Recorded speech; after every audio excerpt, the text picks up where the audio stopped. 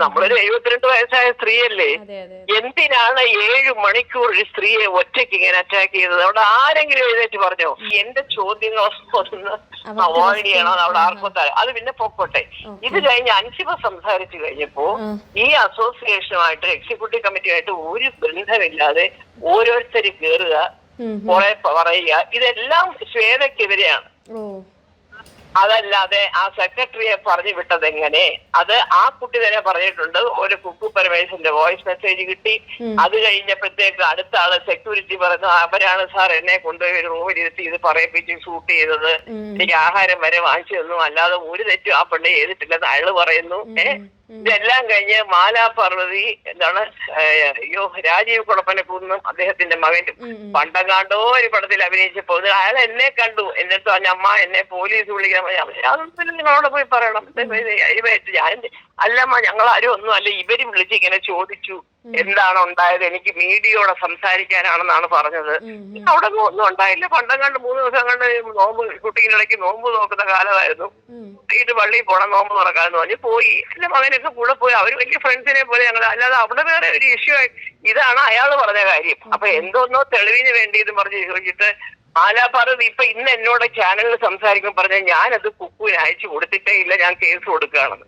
പക്ഷെ കുക്കുവിന്റെ voice message എല്ലായിടത്തും കിടക്കുന്നത് മാലാപാർവതി ആസ്റ്റ് ഐ ഗേവ്, ഇതാണ് വക്കെടുക്കുന്നത്. അപ്പൊ ഇതിനകത്താണ് സത്യം. അപ്പൊ ഇതൊന്നും പറയുന്നില്ല. എന്നിട്ട് ഈ കേറുന്ന പെണ്ണുങ്ങൾ ഓരോരുത്തരായിട്ട് കുക്കുവിന്റെ പേരോ നീനാകുറുപ്പിന്റെ കാര്യമോ പറയുന്നില്ല. ഇതിന്റെ ഇടയിൽ കൂടെ മായാ വിശ്വനാഥ് മൈക്ക് തട്ടി ഇങ്ങോട്ട് എടുത്തിട്ട് ഏതാണ്ടൊക്കെയോ പറഞ്ഞു.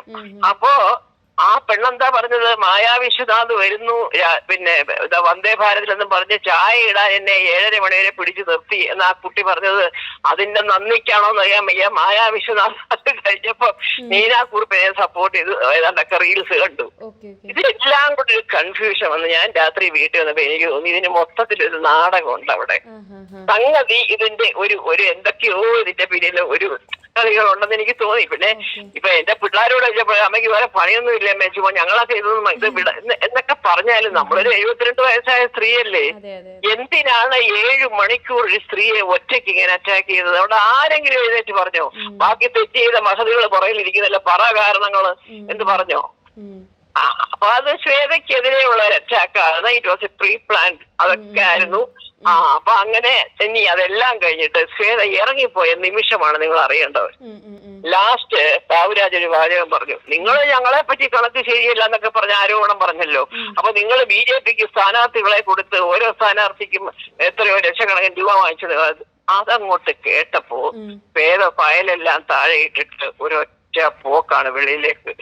പോകുന്ന വഴിക്ക് ആ കുട്ടി കരഞ്ഞുകൊണ്ട് പറഞ്ഞു, വളരെ വിഷമത്തോടെ പറഞ്ഞു, ഇനി ഒരു നിമിഷം പോലും ഞാൻ ഈ സംഘടനയിൽ നിൽക്കില്ല, ഞാൻ LCU ഇൻ ദ കോർട്ട് എന്ന് ബാബുവിനോട് പറഞ്ഞിട്ട് പോയി. അത് ആ കുട്ടിക്ക് താങ്ങാവുന്നതിനപ്പുറമായിരുന്നു.